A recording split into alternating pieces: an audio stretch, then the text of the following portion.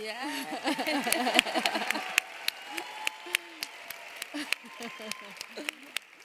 Hi, everybody. I'm Alison Stewart. Don't you wish that video like that could run before, like, pick up at school for your kid? Yes. Wouldn't that be awesome? Every room we enter should start with that video. Yes. Thanks for being here today. Thanks. I'm excited. I want to talk to you about BT before Transparent. What was going on with you? You had had some success, Jill, but you really were at this point when you thought, you know what, maybe Hollywood's not for me anymore. Maybe I'm not going to do this. Yes. Why was that? Well, you know, there was sort of a glass ceiling that I kept hitting. I was rising as a TV writer, but I really wanted to direct. Nobody would really give me the opportunity to direct. I kept asking, and I just thought, I wanted to move to Northern California and wear caftans and write feminist poetry. Sounds reasonable. Yeah. What was going on with you at this time, Faith? I was in Boston being a big old lesbian on stages and singing about it. I had a show called Jesus Has Two Mommies. I was in comedy, music. Yes. And God was a black woman. Again, reasonable, right? Yeah. So Everything was going, you had this idea, you're going to go to North California, you're going to stay in Boston, and then you get a phone call Yes. from a family member. And I do want to say, if I say anything wrong or I use the wrong term, please correct me. Yeah. Because Well, I that's was the way we noticing learn. on there it says father, and we should have checked Say it. parent. It should say parent. Yeah. Right. So please do. Yeah. That's the way we learn. So you get a call from your parent. Yeah. And what was on the other end of the line? What was said? It was our parent coming out as trans. Mm-hmm. Yeah. Had the conversation start with that, or did you? It was a regular conversation at first. We sort of talked every Sunday morning, so it was a kind of catch up, a general catch up, and then came in the middle of the conversation. When you first heard it, and you as well, Faith. yeah. Was it something you always knew was going on with your parent? Like deep down inside, you knew there was something going on, you weren't sure what it was, or was it a complete surprise? This news was a complete surprise, but you're right about always wondering if something was going on. Actually, I think there was a time I wondered if my parent was gay, and was more private, and looking back, was probably in pain about it. Mm-hmm. So when my parent called me, she prepared me and said, I have some good news for you. So I was like, great, what? And then she said that she was trans, and of course I have to say, great, that's great, that's great, that's great. And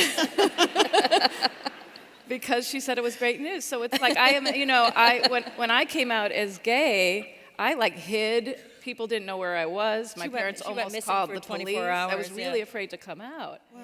So the pain, when you come out, you want somebody to say, great, that's great. And so I immediately just said, that's great, and then caught up with it later. But I had some, coming out as a lesbian was hard in the 90s, so I had compassion for her and what she was saying. Once the family got together, everybody understood what was happening, everybody really got to the point where it felt great. It really did feel great. How do you make the leap from that, which is sort of a really private family thing, to deciding, we're going to make this a TV show? We kind of did it in the opposite order. For real? Yeah.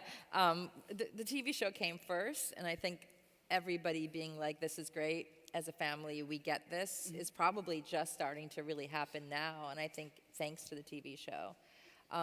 The TV show was, I think, my way of processing artistically what was happening in my life, and also a way to get in really deep in a way that I was probably afraid to personally, by casting the characters and writing it and writing a reality that felt safe to me. And also, I said when we first started making Transparent that I wanted to make the world a safer place for my parent, but I also wanted it to be a safer world to have a trans parent and to be trans in, and I felt a little bit like that sort of Superman, Superman trying to turn the globe. I feel like I was trying to make the world move quickly enough that having a trans parent would feel completely normal, And it is a very normal thing if you're a Kardashian also, so.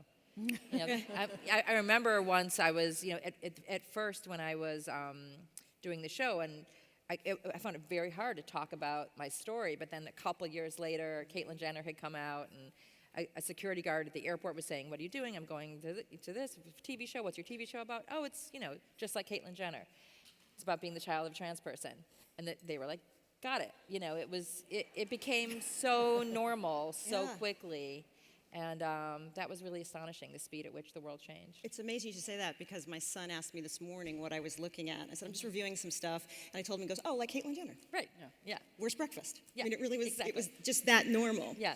And this is really interesting. At his school, I think I shared your son's Isaac and my son's Isaac. Oh, yeah. That at his school, they have name, date, and pronoun, That's so cool. right? Amazing. I mean, that's where you have to start with kids. Yeah. I'm interested in during the course of this, you're writing transparent, you're dealing with everything at home, you're trying to get comfortable. When did each of you start to think, I'm having questions and thoughts about my own gender identity? Mm-hmm. At what point in this did that happen for you? I was just talking to Jill in the car. I feel like I've been in constant transition in my own skin and didn't really realize it. This is what I looked like when I was 6. My mom let me cut my hair short, knowing that I didn't play with Barbies. I did boy stuff. I wore boy clothes. And then, adolescent, teenage years, young adult, walked away from the kid of who I was. Mm-hmm. So this gave me the allowance to be who I was in a way, not just my parent, but where we all are in a way of discovering our expression, our gender expression. So it was a continuum for me, I think. Yeah, and it's so interesting because we come from the same family. We feel very much almost like fraternal twins, but Faith identifies as a lesbian, and I identify as non-binary. I think much more about my gender, and I think Faith thinks more about her sexuality. Sometimes. Not really, yeah. but I use the they pronoun. Faith uses the she pronoun. I use the they pronoun. Right. But Faith is much more boyish than I am and always has been, and I sort of am a latecomer. I'm just like doing a little swag to the audience. Yeah. But I just kind of transitioned into being more masculine presenting a couple years ago. Faith was the leader on that one. And I feel like women are allowed to present in a male gender. I shouldn't even say in a male gender, dress more masculine than if men want to present a feminine side of themselves. It's just a little harder. It's more shunned. So a little bit more freedom this way. What is it like for you? I'm curious, because you said how you present. When we see that video, we can see you at different points in your life in the past decade. What is it like for you when you see those images of yourself? It's kind of funny. I kind of can't believe it. I always felt really uncomfortable getting my hair and makeup done and getting kind of like femme. So I would hate dressing up because dressing up meant dressing femme. So there was always this kind of I can't believe it. I have to put on these Spanx and these, and I have to get my hair and makeup done. And now I like getting dressed up because I feel like myself. But at the time, it felt like a weird costume I had to put on. And I still struggle with trying to understand, who was I when I presented femme and dated men? Was that still me? But that's why I love the non-binary pronoun and the non-binary identity, because it kind of feels like nothing. Like I'm sort of stepping out of gender for a minute. Like I'm just kind of over here, and I'm not male, I'm not female, I'm not femme, I'm not butch, I'm not straight, I'm not gay, I'm not bi, I'm just Jill. nothing. Yeah, just Jill. Just Jill. Yeah. Just Jill coming to NBC. It is. That's what I'm here for, folks. She's got jokes. She's got jokes She's and got she's got jokes. music. And music. We'll talk about that in a minute. In hearing you talk about getting ready and getting dressed for these events, you often talk about compulsory heterosexuality. Yes. What does that mean? Compulsory. Well, I think somehow because there were two of us and Faith was a lesbian, I thought I had to be straight just so that we would give my parents one of each. I don't know. It was all too much to have two lesbian daughters. And I think I used to say all the time, why aren't I a lesbian? And I think probably because I'm bi and I'm attracted to men and women or, anybody. Everybody, all of you. What's everybody doing after? I was like watching Stacy. I'm like, what about me? She's looking for her love. Yay. But she's fantastic. And I was like, she is the right partner for me. But, I had more You of might that want to problem. check in with Stacy first. Yeah. I was sort of more attracted to everybody. Like, everybody might be my soulmate. So It's so romantic. I love yeah, it. they're Hopeful. still out there. Somebody's out there. So what were we talking about? Oh, compulsory Sexuality. Okay, well, so now I look at patriarchy and recognize that because I was kind of, cute and could have access to all kinds of places and rooms and people because men were attracted to me, I kind of just slid into this position of being a cute girl and dating and really just took advantage of all the ways in which I had more access to power through being heterosexual and participating in that way in patriarchy. Now I sort of recognize it and realize like I never felt like I had any choice. I just felt like this is what you do. If you can do it, you should do it, and I did it. I think when people are trying to be complimentary to you, they're probably saying, it's so brave what you did. And I'm not sure brave is the right word or even a compliment. I think people mean it to be. Yeah. What would be the right thing to say? What You would mean, be the from creating the show? or just about living your life and changing so much and being This is just like a less. It's sort of like what Maura says. This is me. Like I feel like this person who's kind of between genders and doesn't really have a very specific identity is who I've always been. So it actually feels like more relaxing than it does powerful.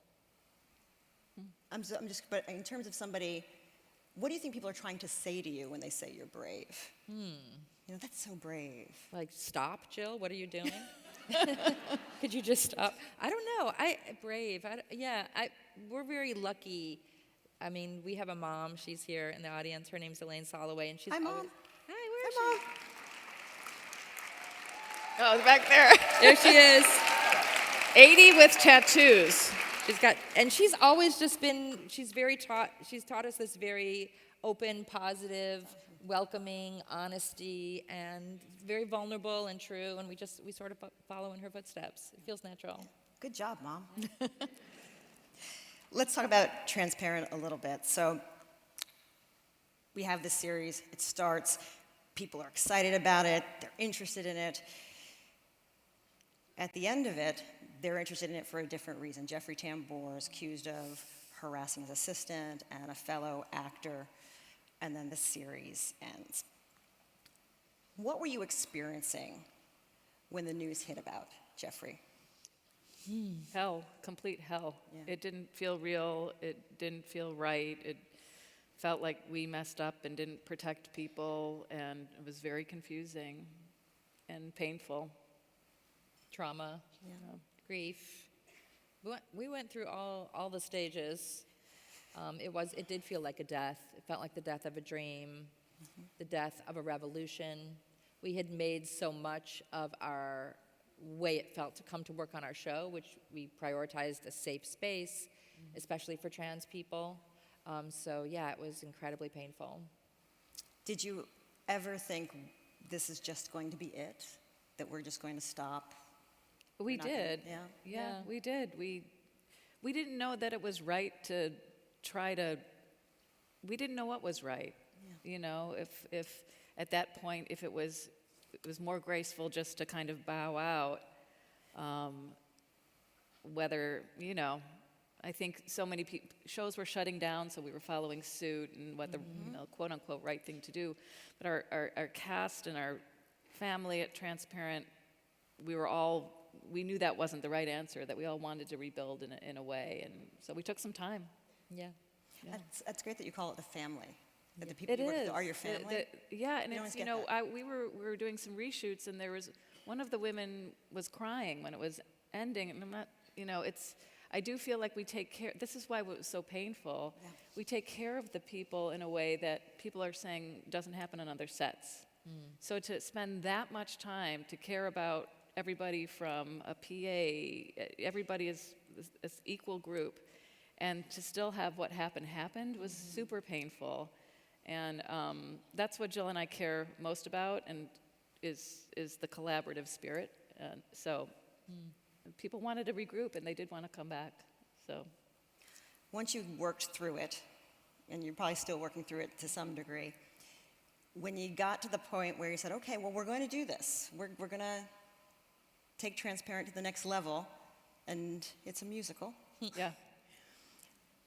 How did you make that leap? Yeah. I mean, you could have made a movie, you could have made another Yeah. season, but you decided not only are we going to make a movie, we're going to make a musical. Yeah, a musical movie. I had been working on songs because I always saw it as, that's what I do. I write songs, I make musicals, I write musicals. I always saw this family and the emotional journeys they were on as very musical worthy. And I was starting early on some songs, and so. For a Broadway musical. Well, a hopeful Broadway. Well, yeah, Yeah. a play as opposed Yeah. to a movie. Right. And Yeah, the songs were all there, and Faith had a residency at Joe's Pub, so even when things were falling apart with the TV show, we came to New York, and Faith Yeah. did tell them the all name of the songs. residency, though. Should Transparent be a musical? Oh, yeah. Yeah, I actually called it that. Yeah. Yeah. It's like, it's already a television show. Do we need more? Yeah. But it turned out we did. It kind of saved it in a certain way. The songs kept us alive and kept us afloat when we thought that it was over for the Pfeffermans. Yeah. Well, we have breaking news. Amazon has released some photos Oh, today yes. of the musical. That's your cue. Let's Oh, wow. see. Oh, yeah. It's Alexandra Billings. Alexandra Billings. Davina. Whoa! I'm just going to fill it in. Shelley. Judith Light. She is great to work with, as she seems. Yes. Oh, my goodness. Yeah. She just seems amazing. So you've described it as Jewish Christ superstar? Yes. I think it's an anxious Godspell. We should be so lucky to have Yeah. either moniker, but yeah. And when do we get to see this? In September, in Exciting. the fall. Exciting.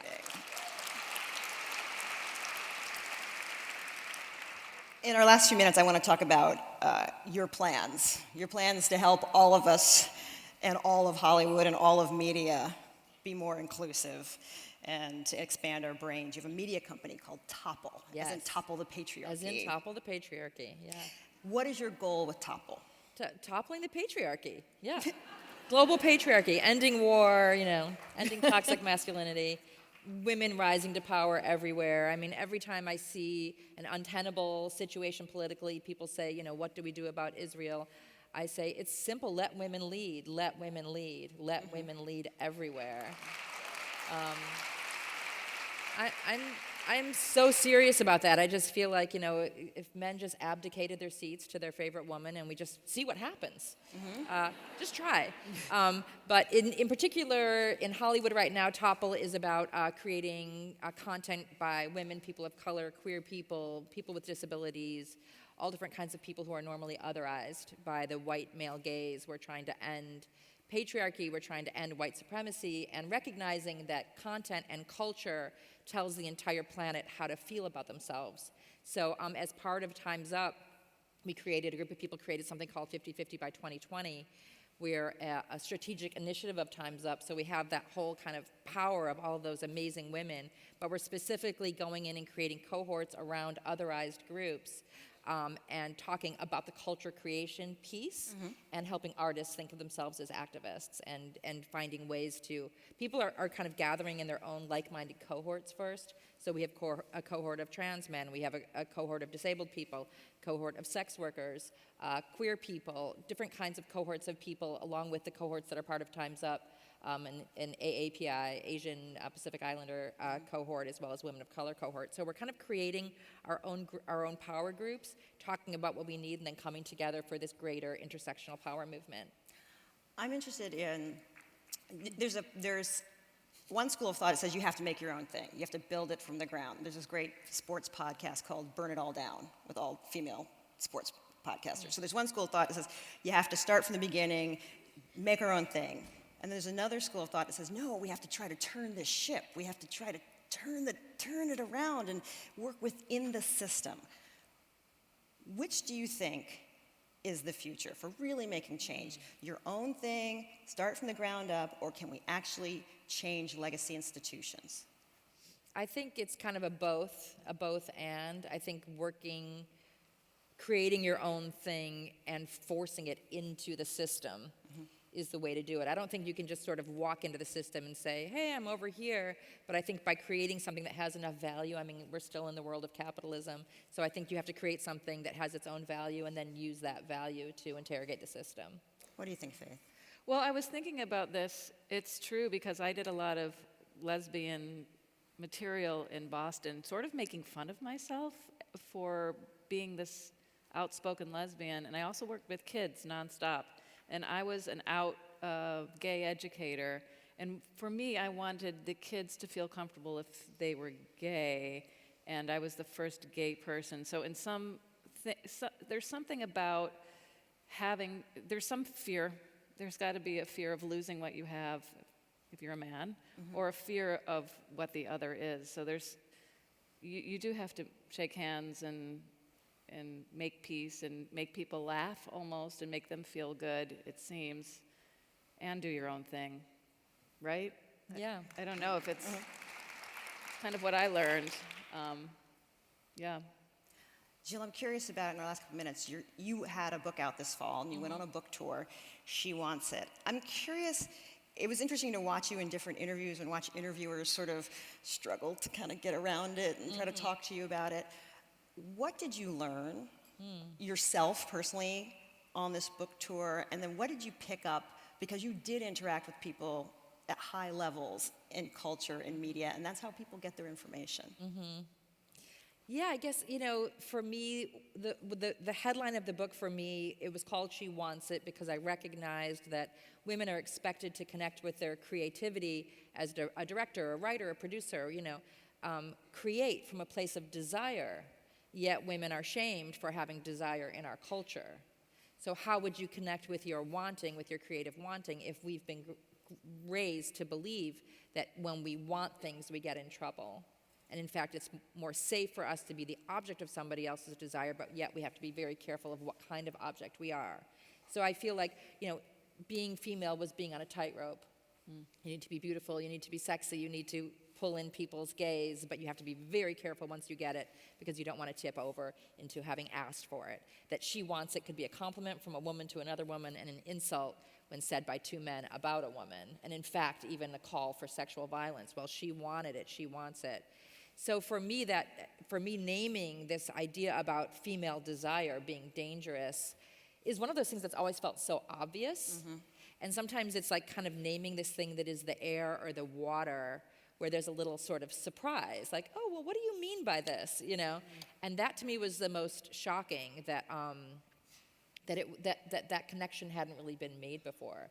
But yeah, for me, doing things like going on The View, and I think saying something to Joy Behar about, like, I used to have to get ready for press, and it would take hours to get ready, and Joy Behar was like, it still takes me hours, this isn't fair. And I was like, this isn't fair, you're right, But the non-binary thing, or the sort of like stepping out of the, femme or feminine or female gender as a way of sort of stepping back, yeah, it was surprising to people, and I guess that was shocking, It's a really good read, by the way. You should check it out. Well, thank you. Faith and Jill Soloway, thank you so much, and Thank you. congratulations on Tam Thank you Parent. so We can't wait to much. see it. Thank you. Thank you.